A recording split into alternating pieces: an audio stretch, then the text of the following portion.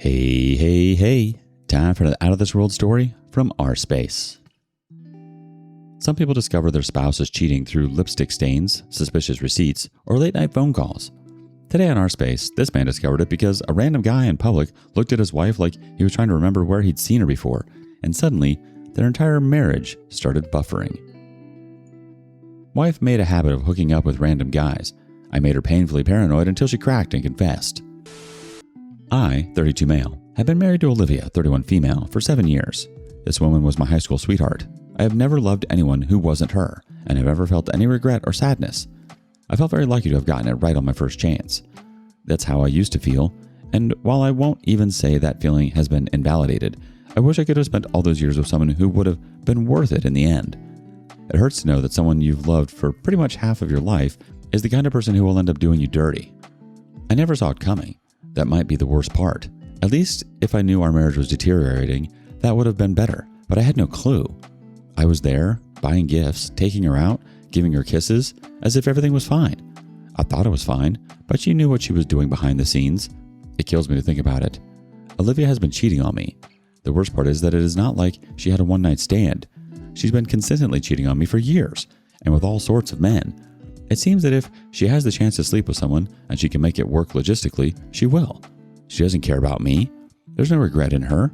Maybe there was at the start, but now it seems like she has fully leaned into being unfaithful. What's crazy is that I never saw her as that kind of person. She likes to be methodical with her actions. She doesn't like to leave loose strings, and she's never satisfied with messy situations. There's so much that can go wrong when you're a cheater, and there's so much that you're never going to be able to account for. It doesn't matter what I saw her as, though. In the end, I thought she was an angel, and she still cheated on me. So there's only one fool in this scenario, and it is me. I was lucky that I found out, too. I was extremely lucky. I was out with a friend and Olivia when a guy walking past us looked at her like he recognized her, but he couldn't place her. Even though we walked past, he came back and tried to figure out where he knew her from. But in the end, she claimed she didn't know who he was. So he left, and that was it. I thought it was a little odd, but nothing crazy. I noticed that my friend acted uneasy after that, and he didn't say anything, and I surely didn't make the connection myself. About 5 days after that happened, at a point when I had already forgotten about it, my friend told me that he wanted to talk to me about something important. He seemed really hesitant, and he said that he didn't want to say anything about it for the longest time, but he finally realized that he couldn't let me keep going on in ignorance. He said that he had seen Olivia on a dating app several months earlier. My first question was why he hadn't told me if it had been that long. John is a good guy, but he's soft. He claimed that he didn't want to break what we had since high school. He didn't know if it was someone else catfishing or not, and him bringing it to my attention would basically be him being the one to destroy what we had built over the years. I let him know that was never going to be the case. He wouldn't ever be the actual cause of a divorce if he were merely bringing something bad to my attention, which, if it were true, would really be worth leaving Olivia over. I asked him if he had evidence, and he said that he most likely screenshotted it back then. So he spent time going through his photos looking for it. While he did that, I asked him what had changed. If he hadn't told me about her all that time, why he was just doing it now. His answer was that it was easy for him to feel like I wasn't being hurt by being in the dark, but seeing another man recognize my wife and me still keeping a smile on my face, he said he couldn't watch me remain so unaware of what was going on. His first feeling was that man recognized Olivia was the man that was someone she had met on the dating app. I was upset at him. That's the truth. You do not expect your friend to keep something so major from you. But at the end of the day, I understood that he had good intentions, as much as his intentions didn't align with my idea of good intentions. He handed his phone to me and told me what direction to swipe in, and once I did, I saw the screenshots of the profile that Olivia had on the dating app. The name on the app was Angela, but it was pictures of Olivia. It was possible that it wasn't her, but the interests and things written in the profile seemed exactly like the kind of stuff that she would have written. Immediately, I sent those photos to myself, and I couldn't stop shaking my head. I knew it was real, and it wasn't a catfish. I don't know why I didn't give her the benefit of the doubt, especially with a different name, but for some reason, I just knew. I was still going to make sure that I was absolutely sure before I pulled the trigger on anything, so I was going to be sure to check her phone for the dating app or evidence that she had once been on it, before I confronted her. I thanked John. He apologized a lot. He felt responsible for potentially ruining things, but I told him no, that cheating was never the kind of thing that I wanted to be kept in the dark about. I wanted to know if the person I was spending every night next to was the kind of person who I would be able to trust. If I couldn't, I didn't want to be in that reunion, even if we had spent 50 years together. When I got home that day, I did my best to act normal, but I knew what was on my mind. It was weighing heavily on me. It was heavy enough that she noticed that I wasn't acting fine, but I was able to play it off. I made sure that the moment she fell asleep, I went straight for her phone. She found a way to hide the app, but unfortunately for her, I know those tricks. So even after not seeing Tinder there, I was able to search for it and see that it actually was installed on her phone. That she had the app and that she had hidden it was guilt enough. I already knew that whatever I was going to find was not going to be great, but still, I went through with it because I had to see. I'm not joking when I say that I opened the app and I saw that this woman had hundreds of people she was conversing with in her messages on the app. I'm not exaggerating. It genuinely seemed like what you'd expect from the profile of someone who was single, not someone who had been married for 7 years to the supposed love of her life from high school. And yes, the name on her profile was Angela. She had been smart enough not to use her real name. I felt like I was addicted to something that was bad for me. It was hurting me so bad, but I couldn't stop reading. I couldn't pull myself away. Starting from the most recent of the bunch, I went down the ladder, going through the conversations that she was having with these random men and even a few women. Most of the conversations would be initiated by the guys, but 10% of them were her making the first move. With the girls, she always let them initiate, and when they'd ask questions, she'd talk about how she'd never been with a woman, but she wanted to give it a shot. So she was looking for someone gentle. With the guys, the conversation would start with friendly banter, though some of the guys would be a lot more aggressive with their sexual approach. But regardless of the means by which they came, she would always accept them with open arms. It was like she didn't even have standards. I remember how I hoped that she was just trying to feel good looking or sexy, which is why she was engaging with these people. Maybe she was just doing it for male attention because she had only ever had one man fawning over her for most of her life. That wouldn't have fixed it, but it would have at least lessened the impact. But I realized that wasn't the case. When I kept reading through a lot of these chats, and there were more of them than I could comfortably read in a single session, I realized that she was meeting these people. If she was the one to propose they meet up first, she'd always say they could meet at the person's place. Never her place for obvious reasons. If the other person tried to set up a proper date, she'd say they could just meet at the person's place. She was dodging anything that was romantic. Only in a few cases did she actually agree to meet these people at a restaurant or cafe. She even refused to give them her phone number. All the messages were contained in Tinder, and I think that's because it made it so much easier for her to clean up after herself. There were no call logs to bother about, no messages to wipe, or notifications that would pop up when I was looking at her phone. She had been smart about it. Again, she used a fake name too, so even if these guys were going to attempt to track her down, they weren't going to have an easy time of it because they didn't actually know her name.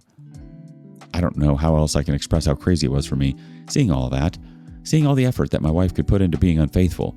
She had been chatting with someone 2 days ago, so it's not like this was some kind of past life that she was trying to let go of.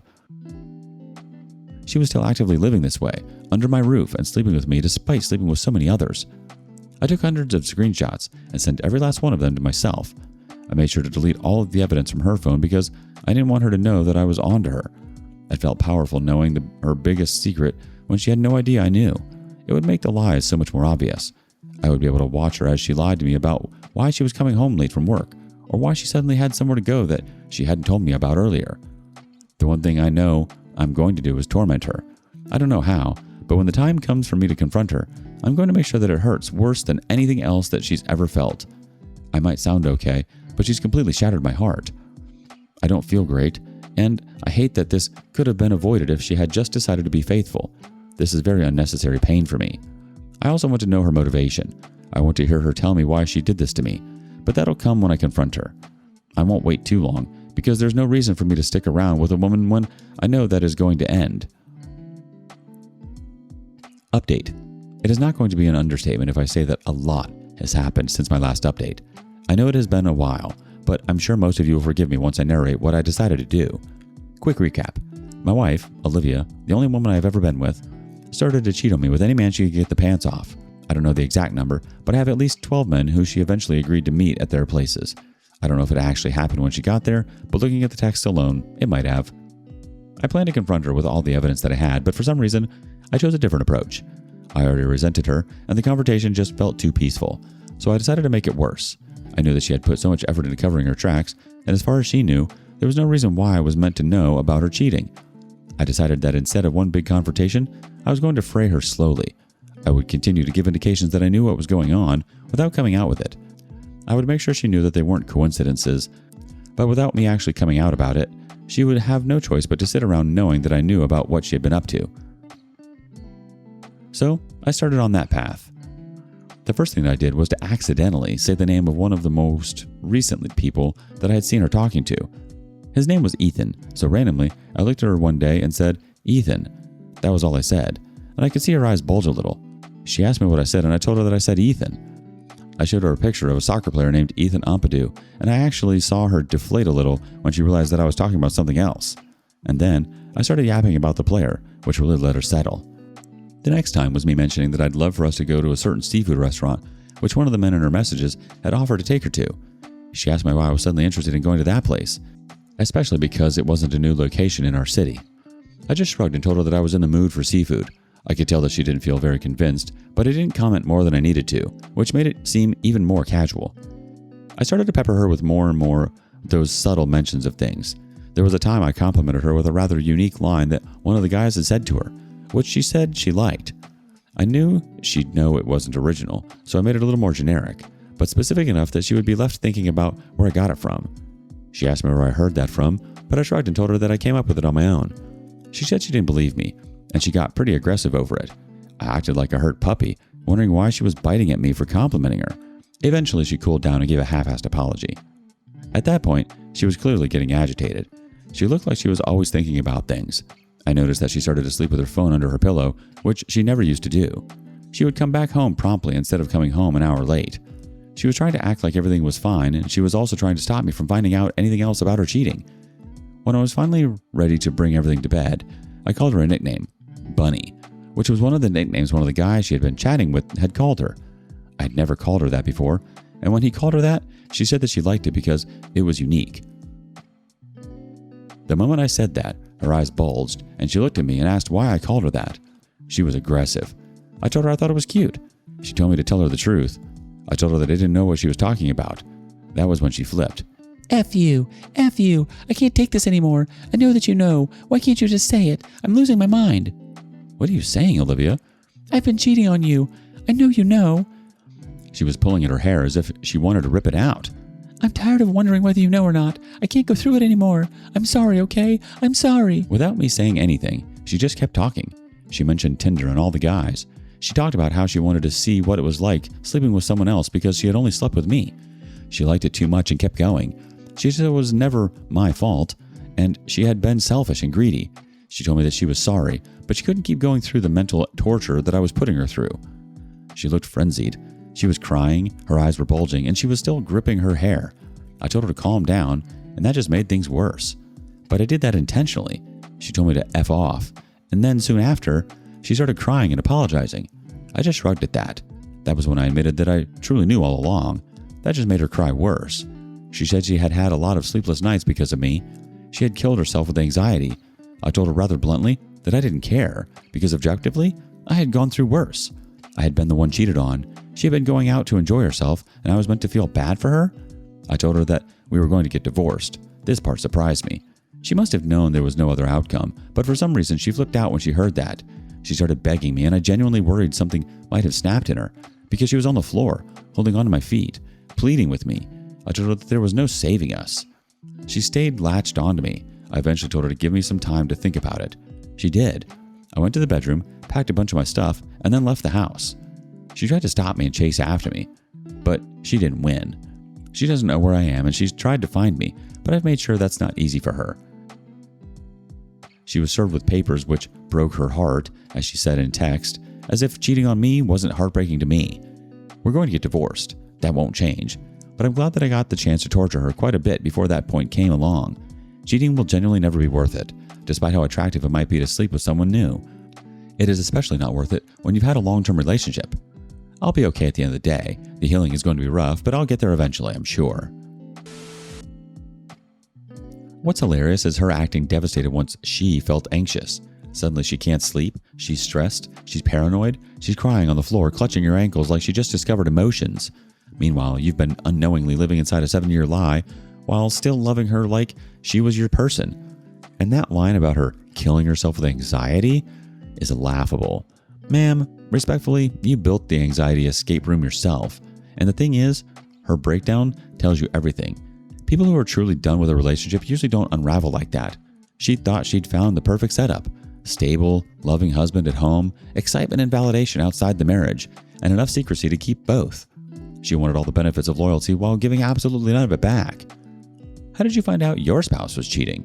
Share your stories with us in the comments below. And thank you for joining us today on rSpace. Be sure to like and subscribe and hit that notification bell so you don't miss out on our next video. See you soon.